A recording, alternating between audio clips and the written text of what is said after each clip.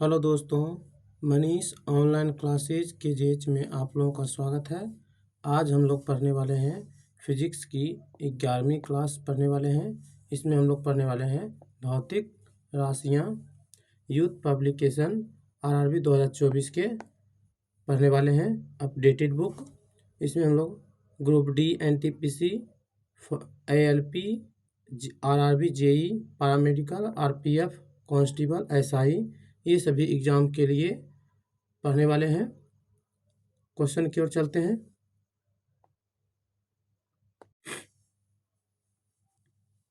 कल हम लोग 205 तक क्वेश्चन किए थे। आज हम लोग करने वाले हैं 206 नंबर क्वेश्चन।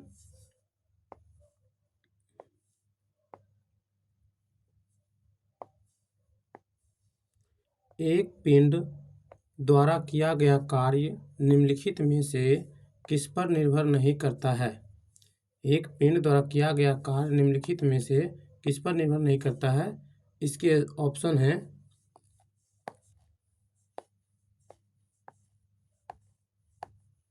ऑप्शन नंबर 1 वस्तु के प्रारंभिक वेग, ऑप्शन नंबर बी विस्थापन, ऑप्शन नंबर सी बल और विस्थापन के बीच कोण, और ऑप्शन नंबर डी लागू बल। इसके आंसर होने वाले हैं ऑप्शन नंबर ए वस्तु के प्रारंभिक वेग होने वाले हैं ऑप्शन नंबर ए। आगे देखते हैं इसके बारे में। कार्य की परिभाषा के अनुसार किया गया कार्य बल तथा वस्तु का बल की दिशा में विस्थापन के गुणनफल के बराबर होता है। W बराबर F into S cos theta होता है।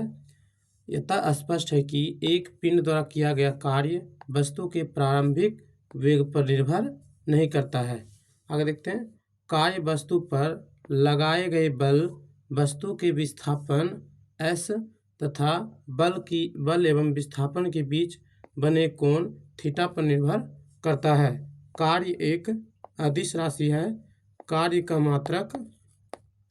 का मात्रक जूल होता है। Next question number 207। किसी वस्तु पर किया गया कार्य डैश पर निर्भर नहीं करता है। ऑप्शन नंबर ए वह कोण जिस पर बल विस्थापन हेतु प्रवृत्त है। ऑप्शन नंबर बी प्रयुक्त बल। ऑप्शन नंबर सी विस्थापन। ऑप्शन नंबर डी वस्तु के प्रारंभिक वेग। इसके आंसर होने वाले हैं ऑप्शन नंबर डी वस्तु के प्रारंभिक वेग पर किसी वस्तु द्वारा किया गया कार्य निर्भर नहीं करता है वस्तु के प्रारंभिक वेग पर। Next question number 208।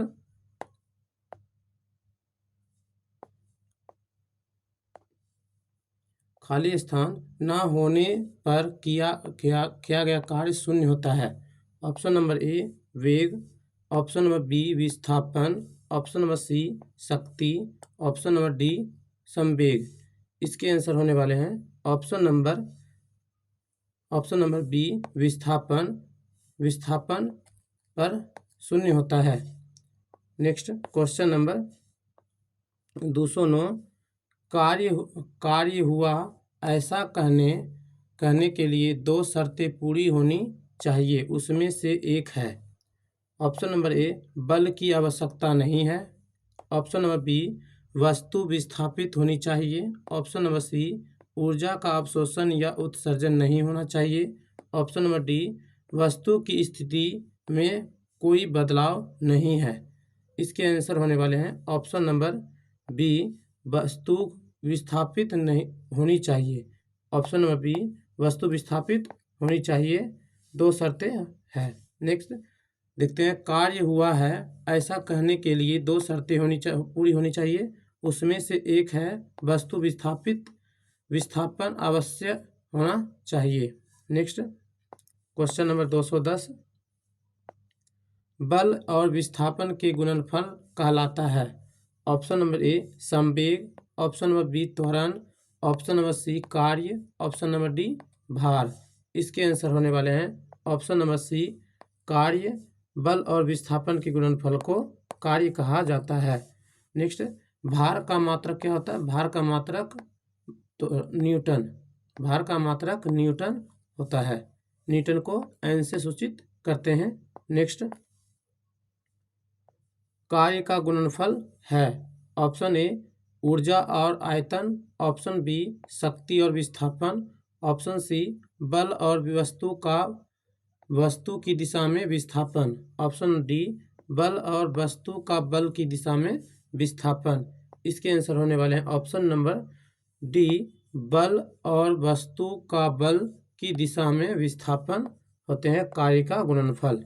नेक्स्ट देखते हैं क्वेश्चन नंबर 212। क्वेश्चन नंबर 212, कार्य किस पर निर्भर नहीं करता है? कार्य किस पर निर्भर नहीं करता है? ऑप्शन नंबर ए विस्थापन, एस पर, बल पर, ऑप्शन नंबर सी एफ और एस के बीच का कोण, ऑप्शन नंबर डी संवेग। इसके आंसर होने वाले हैं ऑप्शन नंबर डी, संवेग पर निर्भर नहीं करते हैं। कार्य विस्थापन निर्भर करता है, बल पे भी निर्भर करता है, और बल और विस्थापन के बीच के कोण पर निर्भर करता है, संवेग पर निर्भर नहीं करता है। नेक्स्ट क्वेश्चन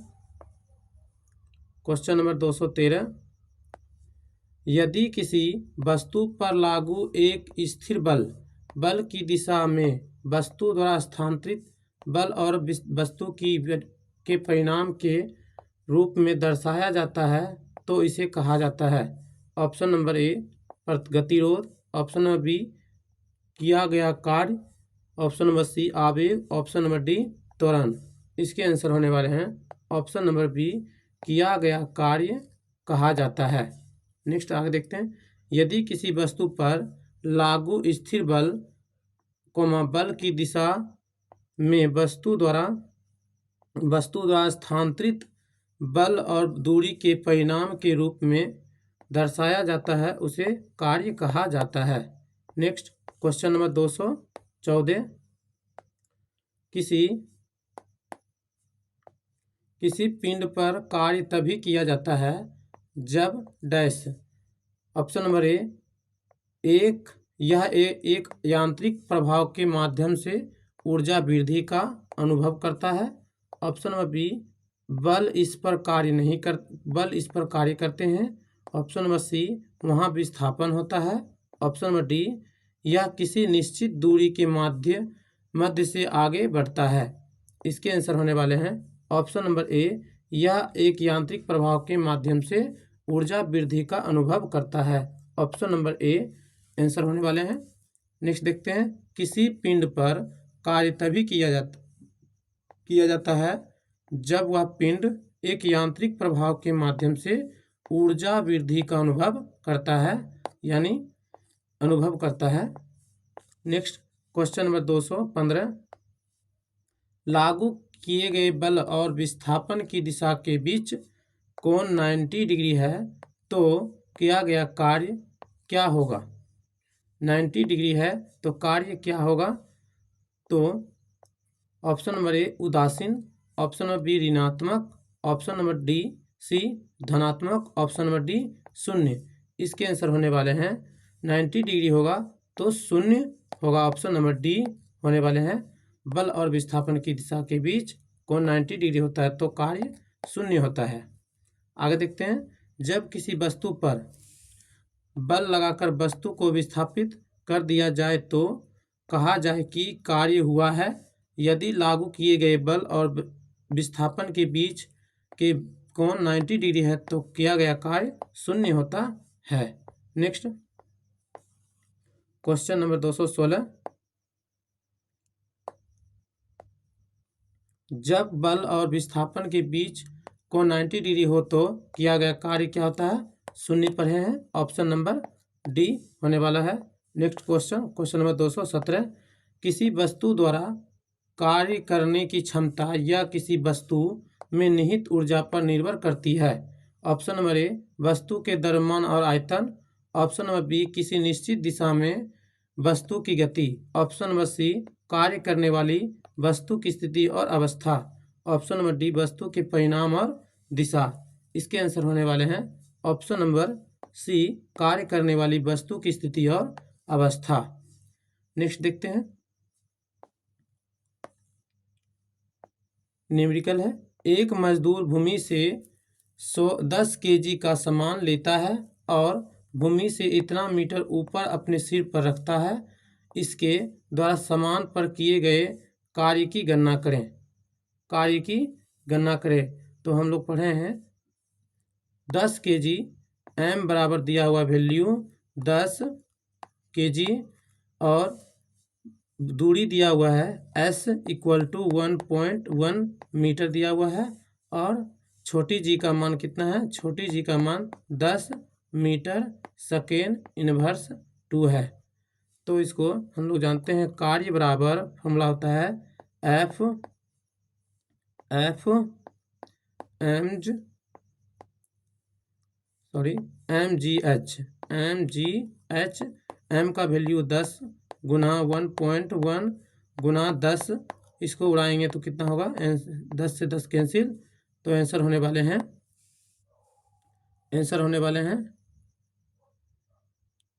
110 जूल कार्य करता है। Option number A. Option number D होने वाले हैं 110 जूल होने वाले हैं 218 का answer. Next question, question number 219। गति करती हुई एक कार विपरीत दिशा में आती हवा का सामना करती है। कार पर हवा द्वारा किया गया कार्य डैश होगा। ऑप्शन ए ऋणात्मक, ऑप्शन बी शून्य, ऑप्शन सी अपरिमित, ऑप्शन डी धनात्मक। इसके आंसर होने वाले हैं ऋणात्मक। ऑप्शन नंबर सी ऋणात्मक कार्य करता है। आगे देखते हैं,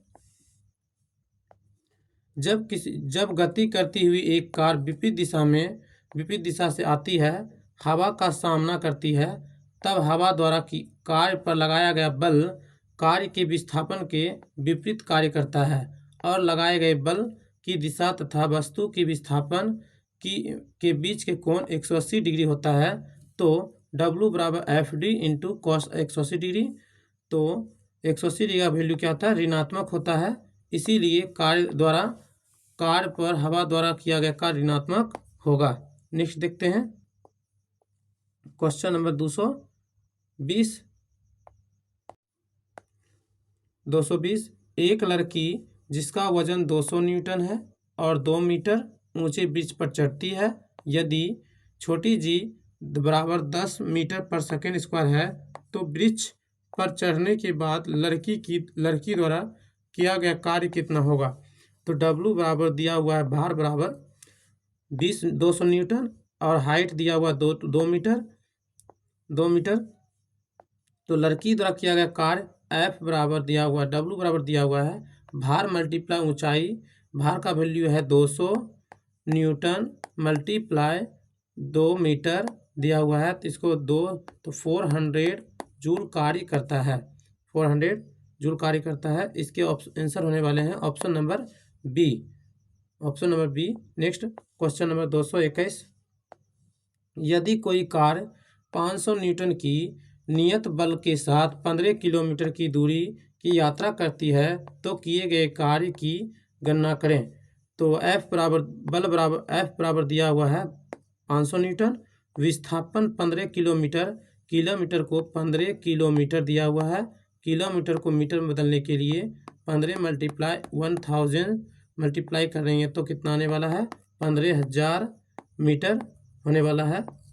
नेक्स्ट बोला गया कार्य की गणना करें तो W बराबर बल गुना विस्थापन होता है। बल का वैल्यू 500 मल्टीप्लाई 15, तो 15 मल्टीप्लाई 5 75, और जब 0 को ऐड करेंगे तो कितने ऑप्शन नंबर इसके होने वाले? ऑप्शन नंबर सी 75 होने वाले हैं। Next joule. Question number 222। 10 Newton का एक क्षैतिज बल 5 केजी की एक वस्तु के बल की दिशा में 2 मीटर की दूरी तक विस्थापित कर देता है।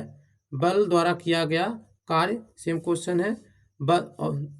F 10 न्यूटन, F बराबर दिया हुआ है 10 न्यूटन और दूरी 2 मीटर दिया हुआ है, तो W बराबर होता है F इंटू डी। तो 10 मल्टीप्लाई 10 मल्टीप्लाई 2 करेंगे तो कितना 20 जूल होने वाले हैं। ऑप्शन नंबर ए होने वाले हैं। Next question number 223।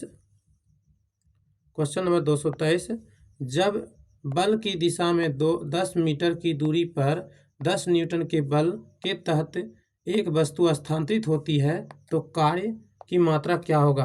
तो दिया हुआ है 10 मीटर की दूरी दिया हुआ है। S बराबर कितना है, S बराबर 10 मीटर और वस्तु द्वारा लगाए गए बल 10 न्यूटन है। तो W बराबर पढ़े हैं F इंटू S पढ़े हैं 10 मल्टीप्लाई 10 कितना होता है 100 होता है, 100 जूल कार्य करता है। ऑप्शन नंबर सी होने वाला है। नेक्स्ट क्वेश्चन नंबर 224, 50 न्यूटन का एक बल एक वस्तु को 10 मीटर तक विस्थापित कर देता है। बल द्वारा किया गया कार्य क्या होगा। 50 न्यूटन, F बल बराबर दिया हुआ है 50 न्यूटन और 10 मीटर की दूरी पर विस्थापित, यानी विस्थापन 10 मीटर दिया हुआ है। 10 मल्टीप्लाई 50 करेंगे तो 500 जूल कार्य करने वाला है।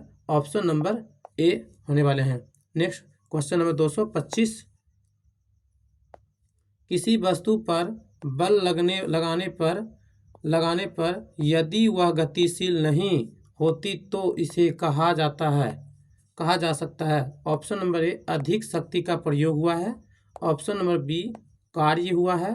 ऑप्शन नंबर सी कम शक्ति का प्रयोग हुआ है। ऑप्शन नंबर डी कोई कार्य नहीं हुआ है। इसके आंसर होने वाले हैं ऑप्शन नंबर डी कोई कार्य नहीं हुआ है कहा जाता है। नेक्स्ट देखते हैं इसके बारे में।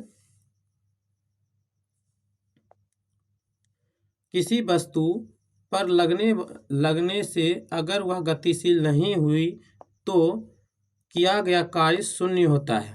नहीं हुई है तो यदि विस्थापन शून्य है तो किसी वस्तु पर किए गए कार्य भी क्या होगा शून्य होगा। जैसे यदि कोई व्यक्ति किसी दीवार को धक्का देता है और वह दीवार स्थिर रहती है तो उस पर किया गया कार्य क्या होता है शून्य होता है। अगर ये वीडियो आप लोगों को अच्छी लगी हो प्लीज़ वीडियो को शेयर करें और चैनल को सब्सक्राइब करें। और ये डेली क्लास होने वाली है। Thank you for watching.